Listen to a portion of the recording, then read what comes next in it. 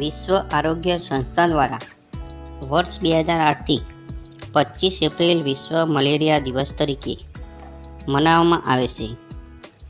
25 April 2000ના રોજ 44 African દેશોના વડાઓએ મેલેરિયાની નાબૂદી માટે અબુજા ઠરાવ કરી મેલેરિયા નિયંત્રણ કાર્યક્રમ ઘડી કાઢ્યો હતો. તેની યાદમાં દર વર્ષે 25 એપ્રિલને આફ્રિકન મેલેરિયા દિવસ તરીકે 2001થી મનાવવાનું શરૂ કરાયું હતું. સૌપ્રથમ 2001થી આફ્રિકામાં 25 એપ્રિલને આફ્રિકા મેલેરિયા દિવસ તરીકે મનાવવામાં આવતો હતો. ત્યારબાદ વિશ્વ આરોગ્ય સંસ્થા દ્વારા 2008થી 25 એપ્રિલ વિશ્વ મેલેરિયા દિવસ તરીકે ઉજવવાનું શરૂ કર્યું હતું. હાલ વિશ્વમાં 3.3 અબજ લોકોને દર વર્ષે મેલેરિયા થવાની સંભાવના રહેલી છે. વિશ્વની અડધા ભાગની વસ્તી મેલેરિયા સંભવિત વિસ્તારોમાં રહે છે. દર વર્ષે આશરે 22 કરોડ લોકોને મેલેરિયાનો રોગ થાય છે અને મેલેરિયાના રોગના કારણે દર વર્ષે આશરે 6 લાખ લોકો મૃત્યુ પામે છે, જેમાં 5 વર્ષથી નાના બાળકોની સંખ્યા વધુ છે.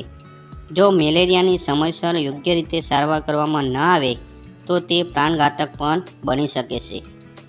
મેલેરિયા માદા એનોફિલિસ નામના મચ્છરવાહક દ્વારા એક વ્યક્તિમાંથી બીજી વ્યક્તિમાં ફેલાતો રોગ છે. તેના લક્ષણોની વાત કરીએ તો મેલેરિયાના દર્દીને સખત ઠંડી લાગે છે, ધ્રુજારી આવે જે અડધો કલાકથી 2 કલાક ચાલે છે. ત્યારબાદ 8 થી 12 કલાક તીવ્ર તાવ આવે છે. તાવ એક દિવસના અંતરે આવે અથવા દરરોજ આવે. માથું દુખે, શરીર દુખે, કળતર થાય, ઉલટી થાય, ઉબકા આવે. તાવ ઉતરે ત્યારે ખૂબ પરસેવો વળે છે. વિશ્વ આરોગ્ય સંસ્થા દ્વારા વર્ષ 2017માં મેલેરિયા વિષયક પ્રસિદ્ધ થયેલા વૈશ્વિક આંકડાઓ અનુસાર વિશ્વમાં મેલેરિયાગ્રસ્ત સર્વાધિકાર કેસીસ અને મૃત્યુઆંક ધરાવતા પહેલા 15 દેશોમાં ભારતનો ક્રમાંક 4 છે.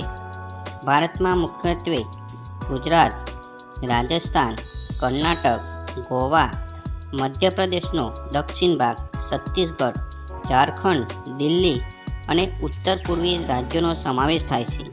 મેલેરિયા થવા માટે પ્રોટોઝોઆ પ્લાઝ્મોડિયમ પેરાસાઇટ જવાબદાર છે, જે માણસમાં ચેપગ્રસ્ત માદા એનોફિલિસ મચ્છર કરડવાથી ફેલાય છે. પ્લાઝ્મોડિયમની 1000થી વધુ જાતો હોવા છતાં ભારતમાં ફક્ત 2 પ્લાઝ્મોડિયમ વિવાક્સ અને ફાલ્સીપરમ વધુ પ્રચલિત છે.